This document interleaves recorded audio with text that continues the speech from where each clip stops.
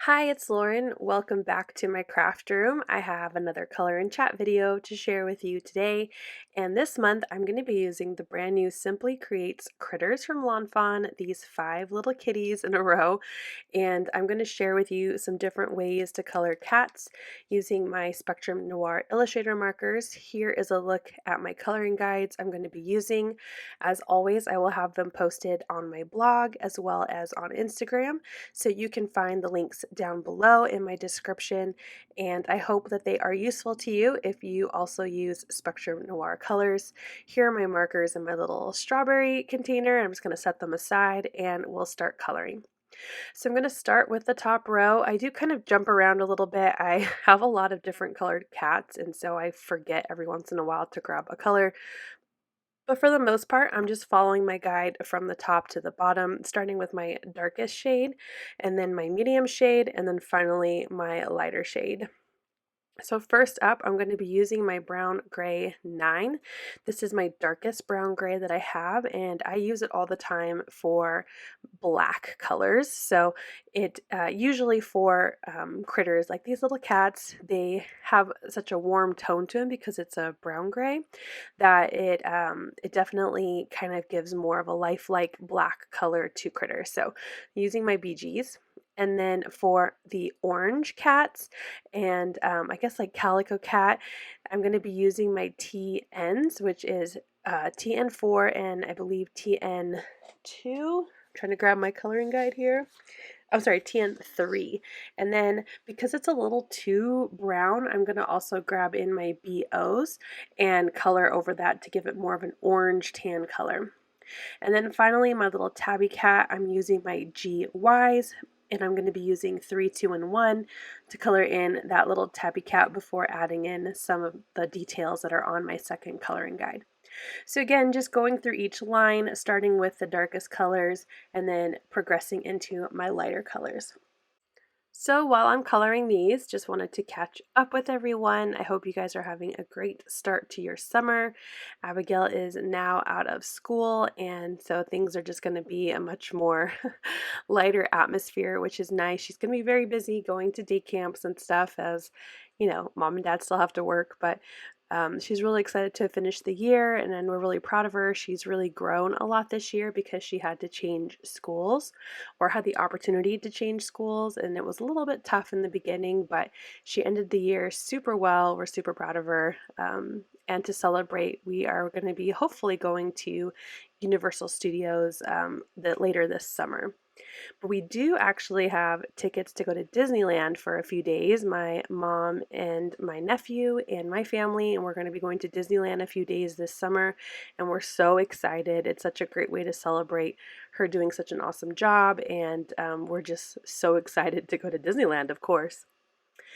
So other things that we have going on this summer, my sister's getting married. That's coming up soon. As you guys know, I was really stressed out last month or 2 months ago now, for my sister's bridal shower that I threw for her. It was super great and beautiful, but it definitely kind of gave a lot more stress in the everyday, wanting it to be beautiful and perfect. As a perfectionist, you know, we can kind of be like that sometimes, but looking forward to her wedding this summer as well. I'm also going to be traveling for work a couple times, which is fun, but also not fun. I miss being away from home and my family and my craft room, but I will be out of town to do my job, which I work with auditors for our laboratories in California. So it will be a good experience to be back to, I guess you could say, normal. This is the first on-site audit we've had in a couple years, so definitely going to be interesting getting back into that routine at work of having auditors come to our sites instead of everything being virtual like we've had for a little while.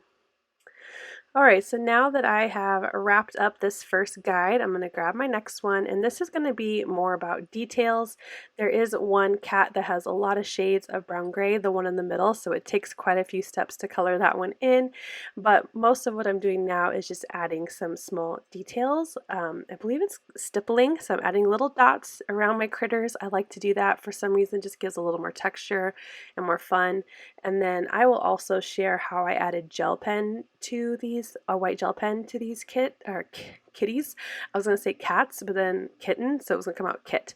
These kitties, and I'm going to show you that as well. I didn't include it on my coloring guide, but I have seen some people ask questions like that about adding highlights in the past, so I wanted to at least share how I did it here on the video. So let's see what else. I've been really enjoying being on the Hefty Doodle design team, as well as Time for Tea Designs. There's another release coming out soon for them, so really excited to share more projects with you coming up.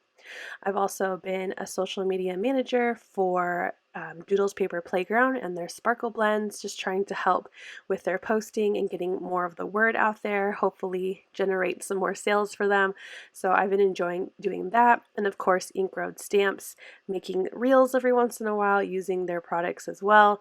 It's been really fun, keeps me really busy. I don't know how much more I will do with everyone after this year because it has been keeping me really busy, and now that work is starting to get back to what I used to do, I've got to start making sure I have enough time for that. And then of course, being on the scrapbook.com creative team is like such a fun dream come true, so really happy to be working with their products and being able to share things with you guys. So I hope that I've inspired you, and if there's anything in particular you would like to see me do in the future, especially in the coloring videos, please let me know in the comments. I'm always trying to think of ideas, especially coloring, because I know I only do it once a month, but I hope that I can help inspire you guys, and just let me know what else you would love to see. So finally, like I said, I'm grabbing that gel pen and adding in some more of those small details. I am going to be making a quick card using the same coloring guide for my cats, and I'm going to use the speech bubbles from that same stamp set, and I also used some of the white stencil paste from Lawn Fawn. I'm using some Distress Oxide, and I created a fun background using their new star stencil, and then I also die cut it with the diagonal background die, and using some scrapbook.com paper. So here you can see how my final card came out. It's a really simple card. I don't like to do anything too extravagant for these videos as an example, but I hope you like this card. Let me know if you'd like to see a full tutorial sometime on my channel of how I created it. Here is a final look at those cute little cats and how my card turned out. I hope that this video was educational and that you color some kittens for yourself. Thank you so much for watching. I hope you'll click like, and if you're new here, I hope you'll subscribe and come back. As always, you can find everything I use down below in the description box.